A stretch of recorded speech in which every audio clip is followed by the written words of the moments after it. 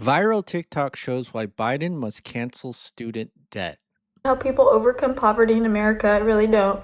You know, I've been working since I was 16 years old. Helped pay my parents' mortgage when I was still in high school. I'm 32 years old now. I don't even have a mortgage. I don't have kids. I don't have anything to show for all this time that I've paid into this system.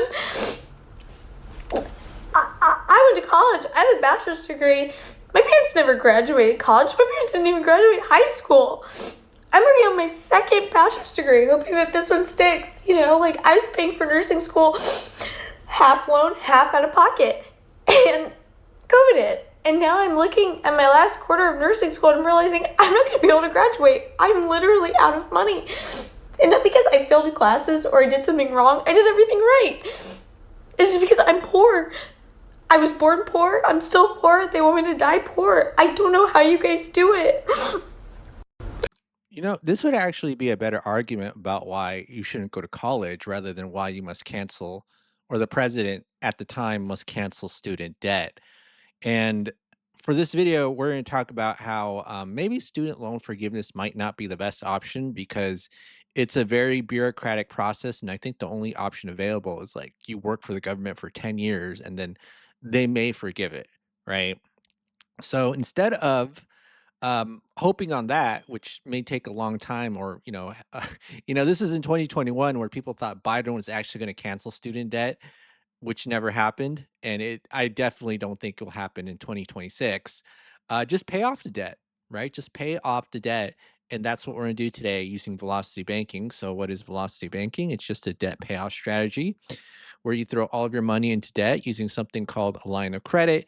And so, what we're going to do here is throw all of our money into debt, right? And this is assuming you have some income. So, the difference between student loans and most other types of loans is that student loans are guaranteed by the government and they just hand any old 18-year-old money, right, to go to college. And so they don't do any sort of risk assessment where it's like, well, what's the likelihood we're going to get paid back this money? They don't know and they don't care. And that's probably one of the reasons why student loans are not bankruptable, right? You can't declare bankruptcy and get rid of your student loans, unlike other types of loans. Okay, so that's what we're going to do today with velocity banking. So that's what we're going to do. And the first step to doing velocity banking is creating a budget, right? So you have your income, your expenses, your leftover checking and savings. So this one, we got 5 credit cards, an auto loan, a student loan, and a 50-year mortgage. I've been using those in my calculations lately. And then our personal expenses. And I'm assuming for her, right, because she lives with her parents, it's, not going to be anything like this. And living with your parents is the ultimate hack for saving on your finances, right? In fact, I kind of wish I lived in like multi-generational housing, because if I lived in multi-generational housing, I wouldn't have to deal with like, spreading or sharing like the tax burden and the insurance burden with everybody instead of just like me paying for it all. Love that. Why don't we do that anymore? I have a feeling that there's a conspiratorial reason why we don't do that, but maybe not. All right. So this is what we're gonna do. We're gonna copy and paste this here. So what we do is we assume the same income and the same expenses. But here's the first step or first psychological hurdle, which is not saving any money, right? So if you want to see how this looks like in real life, basically you just kind of look here, money comes in and it just goes right out. Money comes in and it just goes right out. Okay. And so what we're going to do is we're going to focus on this thing called cash flow. And really the only difference here between here and here is the checking account the middleman for your money, or is it the final destination? And in average American banking, it's pretty much the final destination of your money. By the way, hear that noise? It's like the sound alarm, or not the sound, smoke alarm chirping, because I need new batteries. So, I do this as a public service, but I do need a little bit of donation. So $1, $5 donation, please donate so I can get some new smoke alarm batteries. And also, by the way, if you don't know who I am, I paid off a mortgage in 2 years and 9 months in 2024. 2024. I can't even believe it, right? 2024. And then also, I have over $739,000 in credit cards and lines of credit. So, got to get that out of there, yada, yada, yada. Anyways, all right, so let's go back here. So, the only difference between here and here is what's the different, or how do we treat our checking account? Is it the final destination of our money, or is it the middleman? And then as you can see right here, if money comes in, it just goes right out, right? Money comes in, just goes right out. And that's how we're treated in velocity banking. And also, we're going to assume we have something called a line of credit. So, what's a line of credit? It's basically a financial tool where you could borrow money, pay it back, and then use it over and over again, right? So that's what a line of credit is. And if you just take a look here, right? So this is our home equity line of credit. So $373,500, which means I click a button on the bank's website, and then I just, money just goes into a checking account with the click of a button, right? So this is a $15,000 line of credit, checking account, transfer funds, and yeah, that's what it is. Okay. Yes, yes, sir, ma'am. All right. So what we're gonna do is we're gonna dump some money or move transfer some debts into a line of credit. And you might be asking, how do you get a line of credit? Well, it's the same way that you get most debt, which is that banks don't lend money to people who need it, except for student loans, because they don't do any sort of risk assessment in a student loan, whether you need the money or not. They just assume, well, let's give every single person a college education, and then they don't care if you pay it back or not, which is probably why it's not bankruptable, right? But in general, if you want lines of credit, credit cards, home equity line of credit, and she says she has a nursing degree. She probably does. I mean, it's been 2021, right? Maybe she's making good money as a nurse. Maybe. Krispy Kreme. Actually, let me do this. Let me go ahead and take a look of what's going on here, right? And see how her life's been doing. Hopefully,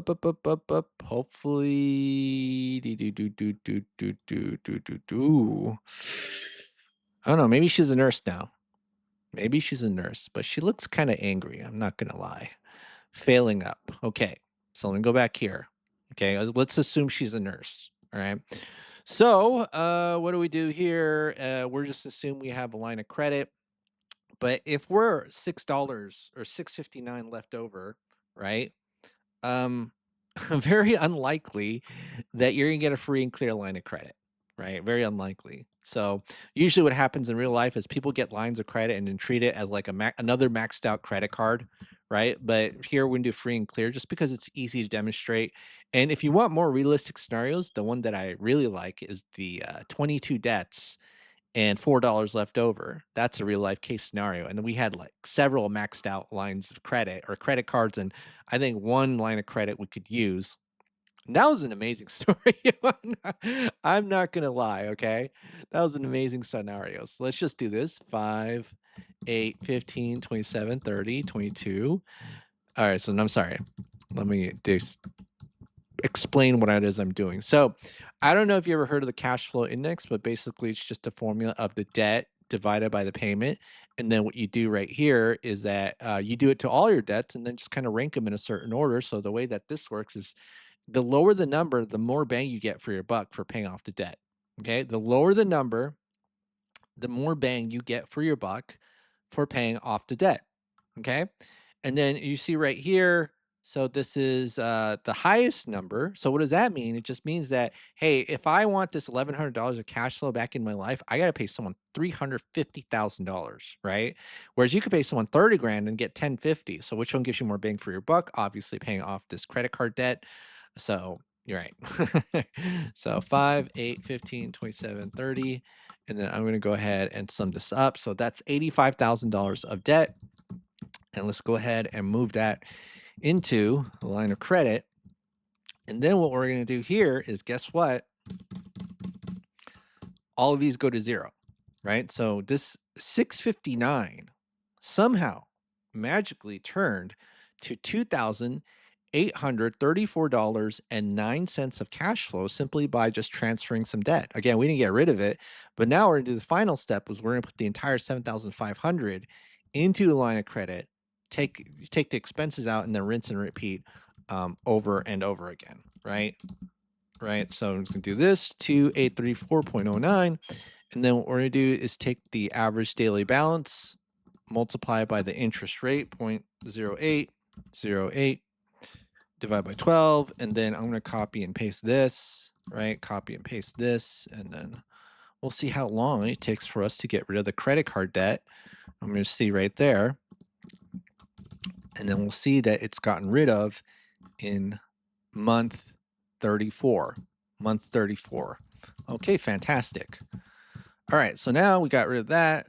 Excellent. Oopsie, not here. All right, month 34. So month 34, we got rid of all the credit card debt. That's 85K.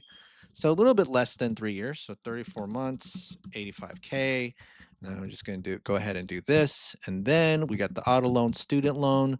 So now, so that's going to be 34 months. So let's just do this. We have a loan calculator right here. I just got to put the current month, which is 34, right? And then we just follow the same logic again. Cash flow index right here, 9 grand. Move it into the line of credit, increase our cash flow. Bam. So that's going to be plus 99339.15. And then what are we going to do here? This is an extra $395 back in our cash flow, and that's 3.2 grand. And then this is going to be right here, and then this is going to be minus 3229.4. And then, so this is 37 months. 37 months, we are good. Okay, so 37 months. And then that's going to be 85 plus 22. So it's going to be 107K. And then now in 37 months, what's the student loan balance? 0, 37, 37, 63 grand. So I'm going to move the 63 grand into the line of credit, and we'll see how long it takes for us to pay it off.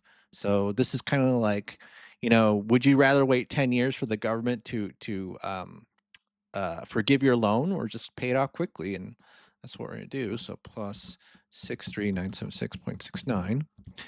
And then now we get an extra $900 back in our cash flow. And now their cash flow is about 4 grand, right? So let me just do right here. And then this is going to be minus 4173.08. And if this is 53 months, okay, 53 months it's been paid off. And so I'm going to just do this right here. So 53 months. And we get 107 plus 85, and then it'd be 192K. And then, okay, $350,000 mortgage, right? $350,000 mortgage, 53 months. Let's leave it for now. Or maybe should we do it? I don't know. Let's do this. 53. So that's 335,000. Let me just kind of do this here. Just got to reset the numbers. We're going to do something called the $8,000 chunk. So you just need to do small chunks when you're moving from loan to the line of credit. And then 335,742.24. So 335,742.24 on a 50-year mortgage. Okay. And then monthly income is, what's the monthly income? It is 7,500. So let's do 7,500. And then bam, gets paid off in 5.8 years, right? So I'm just going to go back here. We're going to go here. This is 0. And then it's going to be 53 divided by 12 plus 5.8.